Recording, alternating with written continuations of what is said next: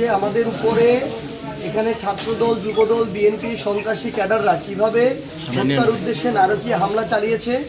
আমাদেরকে আমরা যখন সদর হাসপাতালে ট্রিটমেন্ট নিতে যাচ্ছিলাম আমাদেরকে ট্রিটমেন্ট পর্যন্ত নেয়ার জন্য ঢুকতে দেওয়া হয়নি। সেখানে আমাদের উপর অতর্কিত হামলা চালানো হয় এবং সেই জায়গায় আপনারা ভিডিও দেখবেন যে ছাত্রদলের কিছু সন্ত্রাসীরা আমাদের একজন ভাইকে কিভাবে মাটিতে ফেলে 10-12 জন মিলে হত্যার উদ্দেশ্যে তাকে পিটাচ্ছিল। এবং ওই জায়গায় আমাকে যখন রড দিয়ে মারতে আসা হয় আমার হাতে সামান্য লাগলেও আমার এই ভাই আমার সামনে ছিল, আপনারা দেখবেন তার এই শরীরে এগুলো সব রডের দাগ। এই যে সামনে পিছনে যেভাবে পেরেছে তাদেরকে এভাবে মেরে ফেলার জন্য রীতিমতো তার উদ্দেশ্য ছিল যে আজকে 2-1টা লাশ এখানে ফেলে দিবে, সারা বাংলাদেশে এনসিপির কথা বলা বন্ধ করে দিবে, এনসিপির রাজনীতি যেন কেউ না করে ওই ভয় তৈরি করবে। আপনি দেখেন আমাদের এই যে ভাই ওনার আপনারা দেখেছেন রীতিমতো একজনকে সিলেট এমএজি ওসমানী মেডিকেল কলেজে রেফার করা হয়েছে, ওনাকে এখানে নেই ভর্তি করতে দেয়নি। ছোট্ট ভাই আমাদের হয়তো 9-10 বা কলেজে পড়ে, ওর চোখে রডটা দিয়ে রীতিমতো এভাবে খোঁচানো হয়েছে। ওর ওই চোখ আমি জানি না আল্লাহ মাফ করুন যে ও কোনোদিন দেখতে পারবে কিনা দুনিয়ার আলো। আমাদের এই ভাইকে সেম ভাবে দেওয়া হয়েছিল, ওনার একটু নিচে লেগেছে কিন্তু এটা পুরোটা কালো আছে, এখানে সেলাই পর্যন্ত দেওয়া লেগেছে। আমাদের একজন বোন আমাদের সাথে ছিল, হাসপাতালে গিয়েছিল, বোনকে হাসপাতালে ওইখানে তার গায়ে হাত তোলা হয়েছে, তাকে পিটানো হয়েছে এবং অলরেডি এখানে অ্যাম্বুলেন্সে একজনকে তোলা হয়েছে যার পায়ে ফ্র্যাকচার হয়েছে।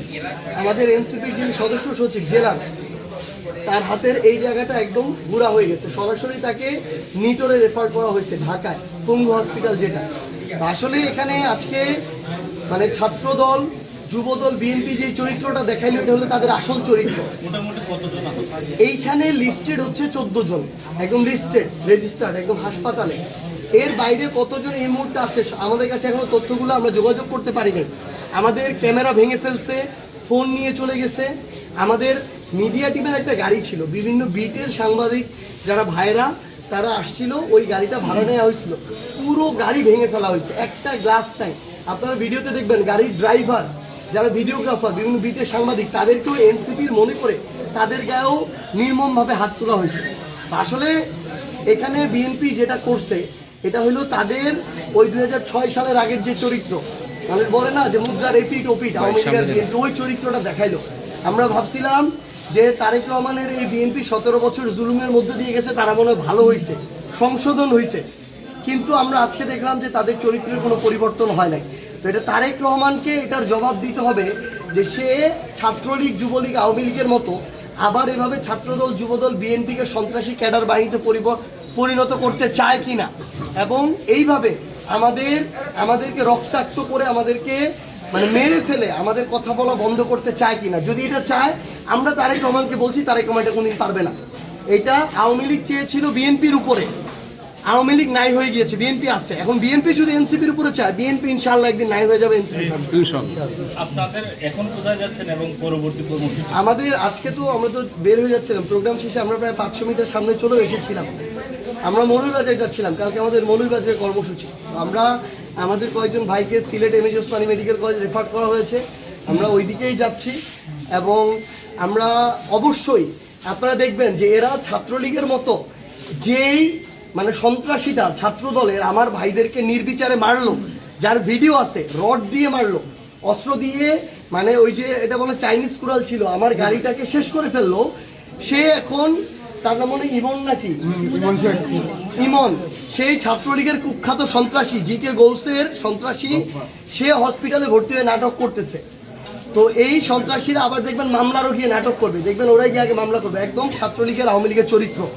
কিন্তু আমরা এটার আইনগত ব্যবস্থা নিব, আমরা খুব দ্রুত হতে পারে কালকে হবে, হতে পারে পরশুদিন আমরা রাজনৈতিক কর্মসূচিতে যাব। এবং এই বিএনপি কিংবা জিকে গৌস বাহিনী সন্ত্রাসী বাহিনী যদি মনে করে এভাবে রক্তাক্ত করে 2-1 জনের চোখ তুলে ফেলে এনসিপির রাজনীতি হবিগঞ্জে বা বাংলাদেশে বন্ধ করা যাবে, এটা সম্ভব না। আমরা সবার আগে প্রোগ্রামটা ইনশাআল্লাহ আবার এই হবিগঞ্জে করব। 36 কর্মসূচি ছিল, সেখানকার ধারাবাহিকতা প্রথমে তারা আজমিরিগঞ্জে সকালবেলা প্রোগ্রাম করে।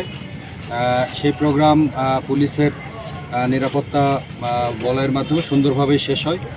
আমাদের তারপরের প্রোগ্রামটা ছিল এখানে সদরে তাদের প্রোগ্রাম, যেটা আমাদেরকে জানানো হয়েছিল যে তারা র্যালি করবে।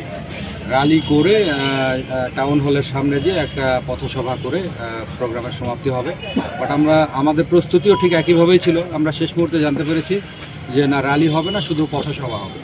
তো ঠিক সেভাবে আমাদের ডেপ্লয়মেন্টটাও আমরা নতুন করে রিঅ্যারেঞ্জ করেছি। আমাদের পর্যাপ্ত সিকিউরিটি সাপোর্ট ছিল। আমাদের এই প্রোগ্রাম ঘিরে 120 জনের বেশি পোশাকে পুলিশ ছিল এবং সিভিল পোশাকেও পুলিশ ছিল। প্রোগ্রামটা শেষও হলো সুন্দরভাবেই। তারা তাদের প্রোগ্রাম শেষ করে যখন ফিরে যাবে, তাদের এখান থেকে যাওয়ার কথা ছিল মৌলভীবাজারে, তাদের পরবর্তী কর্মসূচি আছে। তো এই প্রোগ্রামটা শেষ করে প্রথমে তাদের মিডিয়ার যে গাড়িটা, তারা একটা মিডিয়ার গাড়ি এনেছিল, এই গাড়িটা কিছুটা আগেই চলে আসে। মানে আমাদের প্রোগ্রাম শেষে যে মেন ফ্লিটের সাথে যে থানার পেট্রোল গাড়িটা ছিল, এই গাড়িগুলো আসার আগে মিডিয়ার গাড়িটা, অর্থাৎ যে গাড়িটা আপনারা দেখেছেন যে ক্ষতিগ্রস্ত হয়েছে, সেই গাড়িটা কিছুটা দলছুট হয়ে যায় এবং এখানে আসলে, এই সার্কিট হাউসের সামনে আসলে, এখানে কিছু আমি দুষ্কৃতকারী বলবো, তারা সেই গাড়িটাকে আটকায় পথরোধ করে সেখানে মারধর সহ গাড়ি ক্ষতি হয়, গাড়িটা ক্ষতিগ্রস্ত হয়। আমরা খবর পেয়ে তৎক্ষণাৎ এখানে থানার টিম চলে আসে এবং আমি পুলিশ সুপার হিসাবে যখনই খবর পাই, আমি নিজে অফিস থেকে সাথে সাথে আমার সমস্ত লাইনের যারা স্ট্যান্ড বাই ছিল তাদের কিউআরটি টিম সহ আমি নিয়ে আসি, আমার অফিসাররাও সাথে ছিল। আমরা আসার পরে যেটা দেখলাম যে এখানে আমি নিজে প্রত্যক্ষ করেছি যে এনসিপির অর্থাৎ সার্জিস আলমের নেতৃত্বে একটা মিছিল হচ্ছিল, যেহেতু এখানে একটা ঘটনা হয়েছে। তারা সদর হসপিটালের দিকে যেতে যাচ্ছিল।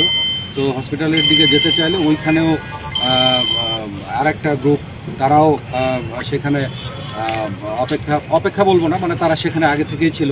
তো দুইটা যখন মুখোমুখি, আবারও সেখানে ইট পাটকেল নিক্ষেপের মতো ঘটনা ঘটে। পরে আমরা নিজেই সার্জিস আলম সহ তাদের যারা লোকজন ছিল তাদেরকে সোনালী ব্যাংকের ওইখানে নিরাপদ আশ্রয়ে নিই। সেখান থেকে নিরাপদ আশ্রয় থেকে আমরা তাদেরকে পুরো পুলিশি প্রোটেকশনে এখানে সার্কিট হাউসে নিয়ে আসি। এরপরে সেই ইট পাটকেল নিক্ষেপের ঘটনায় এবং আগে যেটা ঘটনা ঘটেছিল গাড়িতে, তাদের যারা ইনজুর্ড ছিল তাদেরকে আমরা এখানে, আমি সিভিল সার্জনের সাথে নিজেই কথা বলে সেখান থেকে আরএমও সহ একটা মেডিকেল টিম এনে তাদেরকে প্রাথমিক চিকিৎসা দেওয়া হয়েছে। এবং এই চিকিৎসা শেষে একটু আগে আপনারা দেখলেন যে আমরা এনসিপির যারা নেতৃবৃন্দ এখানকার ছিল তাদেরকে পরবর্তী কর্মসূচি তাদের আছে মৌলভীবাজারে, সেখানে যেন তারা নির্বিঘ্নে যেতে পারে সেই জন্য আমরা পুলিশ প্রোটেকশনও বৃদ্ধি করেছি। এখন আমরা একটা ঘটনা ঘটে গেছে, এটা অনাকাঙ্ক্ষিত ঘটনা বলবো আমরা আমাদের দিক থেকে, যে পুলিশি প্রোটেকশন থাকার পরেও অনেক সময় অনেক কিছু ঘটে যায়। তো এখানে সেরকমই একটা ঘটনা ঘটেছে। আমরা এখন এটাকে, আমাদের ভিডিও ফুটেজও আছে, আপনারা ভিডিও ফুটেজ দিয়েছেন, ইউটিউবে প্রচুর ফুটেজ আছে। আমরা সেগুলো যাচাই বাছাই করব, চুলচেরা যাচাই বাছাই করে এই ঘটনার সাথে কারা সম্পৃক্ত এবং সেটার অভিযোগটাও আমাদের কাছে কিভাবে আসে, আমরা সব কিছু যাচাই বাছাই করে পরবর্তী আইনানুগ ব্যবস্থা। পরবর্তীতে আমরা যখন দেখলাম যে নিবৃত্ত করা দরকার দুই পক্ষকেই, তখন আপনারা শব্দও শুনেছেন, আমরা সাউন্ড গ্রেনেড একটা নিক্ষেপ করেছি এবং আমরা কিছু ধাক্কা দিয়েছি এবং লাঠি চার্জের মতো দুই একটা ছোটোখাটো ঘটনা ঘটেছে। না, এখনও আমি তাদের সাথে কথা বলেছি যে আপনারা আপনাদের অভিযোগ আমাদের কাছে দেন। তারা বলেছে যে এই বিষয়ে তারা আলাপ আলোচনা করে পরে আমাদের জানাবে।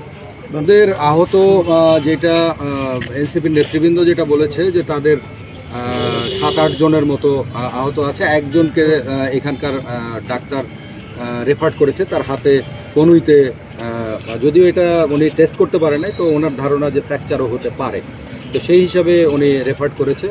আর বাকিদের এখানে ফার্স্ট এড দেওয়া হয়েছে। ধন্যবাদ। আপনারা জানেন যে হবিগঞ্জ জেলা শহর অত্যন্ত একটি শান্তিপ্রিয় জনপদ। আজকে তারা উচ্ছৃঙ্খল এবং উস্কানিমূলক বক্তব্যের প্রেক্ষিতে যে ঘটনা ঘটেছে, এইটা মূলত উস্কানিমূলক ঘটনার বক্তব্যের প্রেক্ষিতে ছাত্র জনতাই তাদের জবাব দিয়েছে। এটার সাথে আমাদের বাংলাদেশ জাতীয়তাবাদী ছাত্রদল সহ কোনো অঙ্গ সংগঠন জড়িত নয়। আপনারা জানেন যে তারা আমাদের যে সাংগঠনিক অভিভাবক, আপনার বিএনপির চেয়ারপারসন দেশনায়ক জনাব তারেক রহমানকে নিয়ে বিভিন্ন জেলায় বিভিন্ন ধরনের বক্তব্য দিচ্ছে এবং আজকে তারেক রহমান সহ আমাদের মাননীয় হুইপ আলহাজ্জিকে গোলবাইকে নিয়েও কিন্তু বক্তব্য দিয়েছে। এইটা বাংলাদেশ জাতীয়তাবাদী ছাত্রদল সহ বিএনপির বিভিন্ন অঙ্গ সংগঠন ধৈর্য ধরেছে, কিন্তু সাধারণ জনতা ধৈর্য ধরে নেয় আমার মনে হয়। কিন্তু এর পিছনে কোনো সংগঠনের যুগসত্য আছে কি না সারা বাংলাদেশে আপনারা জানেন যে একটি সংগঠনের নারী গঠিত ঘটনাকে ধামাচাপা দিয়ে কারণে এটা সাজানো নাটক হতে পারে বলে আমার বিশ্বাস। এটা আরও ভিতরে ঢুকলে আপনারা এটা সত্যতা পাবেন। এর সাথে যে ছাত্রদল সহ বিএনপির কোনো অঙ্গ সংগঠনে জড়িত নেই। আপনারা দেখবেন যে যারা যারা আছে উচ্ছৃঙ্খলতাটা কারা করেছে এবং উচ্ছৃঙ্খল বক্তব্য কারা দিয়েছে, সাধারণ জনগণ এবং ছাত্র জনতায় কিন্তু আজকে সাধারণ মানুষ কিন্তু রাস্তায় নেমে এসেছে এই বক্তব্যের প্রেক্ষিতে। এটার সাথে আমাদের কোনো সংগঠনে জড়িত না। যখন আমরা প্রোগ্রাম শেষ করে বিদায় নিলাম, দেওয়ার পরে হঠাৎ করে আমাদের একজন ভাই আমাদেরকে ফোন দিয়ে বলল যেভাবে নাকি সবুজবাগে ওনার গাড়িতে নাম পাবে। আমরা যখন সবুজবাগে আসলাম এসে ওনার গাড়ি পাই নাই। পরবর্তীতে আমরা যখন আসলাম কমিউনিকেশন গাড়ি বলে তারা হামলা করতেছে, তখন আমরা সামনে ওনাদেরকে আটকানোর জন্য গেলাম। তখন ওরা হচ্ছে লোহার রড দিয়ে আমাকে আমার পায়ে আমার হাতে গাড়িতে আমাদের জেলা এনসিপি সভাপতি মাহবুবের মিলিং ভাইয়ের উপর অতন্ত্রভাবে আনন্দ করে ঘোরা হয়ে গেছে। আমাদের ছোট্ট আমাদের নবীগঞ্জের ছাত্র শক্তির একজন সদস্য, তার নাম হচ্ছে আলী, তার চোখ মারাত্মক হয়েছে, প্রায় নষ্ট হয়ে যাওয়ার মতো আমরা এই জায়গা থেকে বলতে চাই 17 বছর এই রাজনীতিগুলো এই কাজগুলো আওয়ামী লীগ করছে। এখন আওয়ামী লীগের রাস্তায় হাঁটে তাহলে তো আবার জুলাই আসবে, আর জুলাই মাসে আমাদের মতো জুলাই তাদের পরিবারে তারা হামলা করছে। তারা আসলে ভুলে গেছে যে আমরা তাদের সাথে ছিলাম, আমরা সামনে থেকে লিড দিয়ে এখানে আন্দোলন গড়ে তুলেছিলাম এবং আওয়ামী লীগ এই হবিগঞ্জ থেকে আমরাই বিতাড়িত করেছিলাম। পরিশেষে এটাই বলবো, আমরা তাদের সম্পূর্ণ শাস্তি দাবি করি।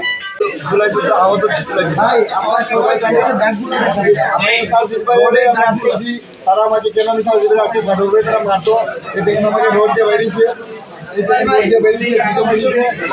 প্রত্যেক জায়গায় বাইরেছে। আমি সার্জিত ভাই 2 রাখছি, তার শক্তি ভাই আমার উপরে পড়ছে।